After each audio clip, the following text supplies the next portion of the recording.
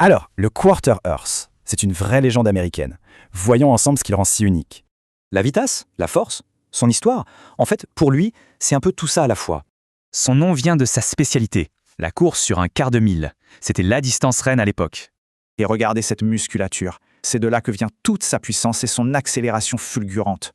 Ce cheval n'est pas le fruit du hasard. Non, c'est la toute première race créée intentionnellement en Amérique. Son parcours est incroyable.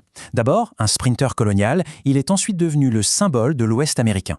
Les courses sont évoluées et le Quarter Horse a trouvé une nouvelle vocation, les grands espaces de l'Ouest. Il est vite devenu le bras droit du cow-boy. Pourquoi? Grâce à son instinct inné avec le bétail. Ce fameux cow-sense, combiné à sa réactivité, le rendait indispensable pour gérer les immenses troupeaux. Et c'est fascinant de voir comment ces aptitudes au range ont donné naissance aux disciplines western d'aujourd'hui. Aujourd'hui, c'est tout simplement la race la plus répandue au monde. On parle de 5 millions de chevaux. On le retrouve dans plus de 80 pays. C'est une icône mondiale, un symbole vivant de l'Ouest. Ce qui plaît tant, c'est ce mélange parfait. Un mental d'acier et un physique d'athlète. Sociable, endurant, polyvalent. Pas étonnant qu'il soit si apprécié dans de nombreuses disciplines, vraiment. Bien sûr, il est super polyvalent, mais il y a aussi des aspects pratiques à considérer, évidemment.